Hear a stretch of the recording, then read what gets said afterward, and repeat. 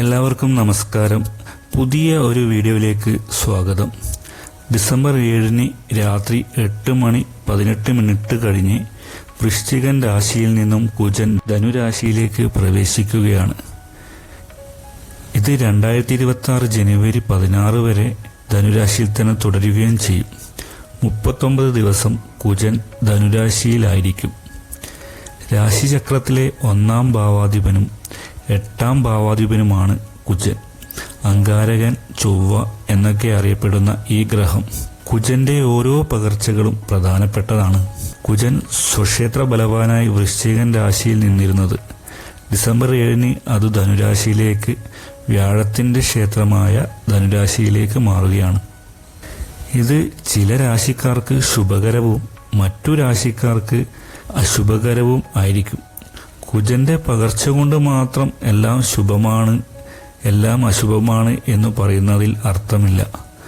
ജാതകത്തിൽ കുജൻ എവിടെ നിൽക്കുന്നു, ബലവാനാണോ, ഏത് ദശയിലാണ് ഇപ്പോൾ പോകുന്നത് എന്നതിനെയൊക്കെ ആശ്രയിച്ചായിരിക്കണം ഒരു അഭിപ്രായം രൂപപ്പെടേണ്ടത്.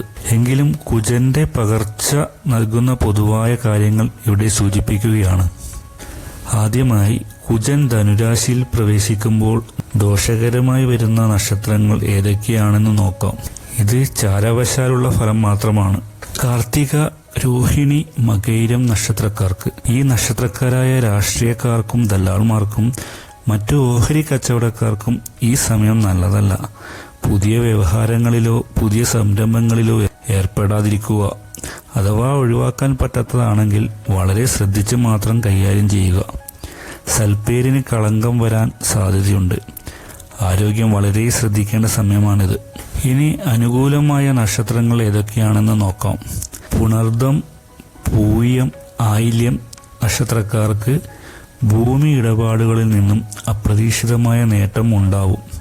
ശത്രുപീഡ, രോഗപീഡ, കടങ്ങൾ എന്നിവയിൽ നിന്നും ശാന്തി ലഭിക്കുകയും ശത്രുക്കൾ അനുകൂലമായി വരികയും അതുവഴി മനഃശാന്തി ലഭിക്കുകയും ചെയ്യും. കാലങ്ങളായി കിട്ടാക്കുറ്റിയായി കിടന്നിരുന്ന കടങ്ങൾ തിരിച്ചു കിട്ടാനുള്ള സമയമാണിത്. അടുത്തതായി പൂരുരുട്ടാതി, ഉത്രട്ടാതി, രേവതി എന്നീ നക്ഷത്രക്കാർക്ക് ജോലി സംബന്ധമായ നേട്ടങ്ങൾ, തൊഴിൽ സ്ഥലങ്ങളിൽ ബഹുമാനം, ആഗ്രഹിച്ച സ്ഥലത്തേക്ക് സ്ഥലം മാറ്റം എന്നിവ ലഭിച്ചേക്കാം. ഇഷ്ടജനങ്ങളോടൊപ്പം ജോലി ചെയ്യാനുള്ള അവസരം ഒരുങ്ങും. വ്യാപാരികൾക്ക് ലാഭം വർദ്ധിക്കാനും വ്യാപാരം കൂടാനുമുള്ള സാഹചര്യം ഉണ്ടാവും. അടുത്തതായി അവിട്ടം, ചതയം നക്ഷത്രക്കാർക്കാണ്. ലാഭകരമായ സാഹചര്യമാണ് ഈ നക്ഷത്രക്കാർക്ക് ഉണ്ടാവാൻ പോകുന്നത്. അപ്രതീക്ഷിതമായ ലാഭം പ്രതീക്ഷിക്കാം. ഏറ്റവും കൂടുതൽ നേട്ടങ്ങൾ ഈ നക്ഷത്രക്കാർക്കാണ് ഈ 45 നാളുകൾ ഉണ്ടാവാൻ പോകുന്നത്. ഈ നക്ഷത്രക്കാർക്ക് പൊതുവേ ഇപ്പോൾ നല്ല സമയമാണ്. അതിൻ്റെ കൂടെ കുജൻ കൂടി അനുകൂലമാകുന്നതോടെ സർവ്വ ഐശ്വര്യത്തിൻ്റെയും കാലമാണ്. ഇതിൻ്റെ കൂടെ തന്നെ ഒരു അനുഭവ കഥ കൂടി പറയാം. ചതയം നക്ഷത്രക്കാരനായ ഒരാളുടെ ജാതകം നോക്കാനിടയായി. 33 വയസ്സുള്ള ഒരാളാണ്. വളരെ കാലമായി അയാൾ ചില അസുഖങ്ങളാൽ കഷ്ടപ്പെടുകയായിരുന്നു. പല ഡോക്ടർമാരെയും കണ്ടു, പലവിധം ടെസ്റ്റുകളും നടത്തിയിട്ടുണ്ടായിരുന്നു. കൃത്യമായ രോഗനിർണയം ഇതുവരെ നടത്താൻ കഴിഞ്ഞിട്ടുണ്ടായിരുന്നില്ല. കുജനും ഗുരുവും സംഗമിക്കുമ്പോഴേക്കും ഒരു പരിഹാരം ഉണ്ടാകുമെന്ന് അദ്ദേഹത്തിനോട് പറയാൻ ഇടവന്നിട്ടുണ്ടായിരുന്നു. ഇപ്പോൾ ദൈവാനുഗ്രഹത്താൽ അദ്ദേഹത്തിന്റെ രോഗനിർണയം നടക്കുകയും അതിനുള്ള ചികിത്സ ഡോക്ടർമാർ നിർദ്ദേശിക്കുകയും ചെയ്തിട്ടുണ്ട്. ഇതുപോലുള്ള സംഭവങ്ങളും അനുഭവങ്ങളും ദിവസേന ഉണ്ടാവാറുണ്ട്. സമയം അനുകൂലമാകുമ്പോൾ നല്ലത് സംഭവിക്കുന്നു. ഈ 3 നക്ഷത്രങ്ങളുടെ ഈ സമയത്തെ അവസ്ഥ പറഞ്ഞപ്പോൾ ഓർമ്മിച്ചു എന്ന് മാത്രം. ചൊവ്വ, കുജൻ എന്ന് കേൾക്കുമ്പോൾ തന്നെ ആളുകൾ മുഖം കറുപ്പിക്കുന്നത് കാണാറുണ്ട്. പക്ഷേ അനുഭവങ്ങളുടെ വെളിച്ചത്തിൽ ചൊവ്വയുടെ ചില ഭാവങ്ങൾ എത്രമാത്രം ദോഷകരമാണെന്ന് അറിഞ്ഞിട്ടുള്ളതുകൊണ്ട് അവരോടൊന്നും തർക്കിക്കാൻ പോകാറില്ല. എല്ലാ ഗ്രഹങ്ങളും ശുഭകരമാണ്. എന്നാൽ ചില ഭാവങ്ങളിൽ നിൽക്കുമ്പോൾ അവ എത്രമാത്രം കഷ്ടതകൾ നൽകുന്നുവെന്ന് അനുഭവജ്ഞർ പറയുമ്പോൾ അവിശ്വസിക്കേണ്ട കാര്യമുണ്ടോ? വിശ്വസിക്കാം, വിശ്വസിക്കാതിരിക്കാം. അതെല്ലാം അവരവരുടെ അനുഭവവും യുക്തിക്കും അനുസരിച്ച് തീരുമാനിക്കേണ്ടതാണ്. അടുത്തതായി ചിത്തിര, ചോതി, വിശാഖ നക്ഷത്രങ്ങൾക്കാണ് കുജന്റെ ഈ ഭാവപകർച്ച കൊണ്ട് അനുകൂലമായി വരുന്നത്. സഹോദര സ്ഥാനീയരിൽ നിന്നും അപ്രതീക്ഷിത നേട്ടങ്ങൾ പ്രതീക്ഷിക്കാം.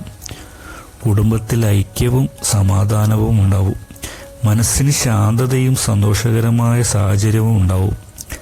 സഹോദരങ്ങളുടെ മുടങ്ങിക്കിടന്നിരുന്ന ബിസിനസ്, കല്യാണം, മറ്റ് വിശേഷകരമായ അവസ്ഥകൾ എന്നിവയ്ക്ക് പുനർജീവൻ വച്ചേക്കാം. ഉല്ലാസകരമായ യാത്രകൾ ചെയ്യാൻ ഇടവരും. ബാക്കിയുള്ള നക്ഷത്രങ്ങൾക്ക് സമ്മിശ്രമായ പ്രതികരണങ്ങളായിരിക്കും കുജന്റെ ഭാവപകർച്ച കൊണ്ടുണ്ടാകുന്നത്.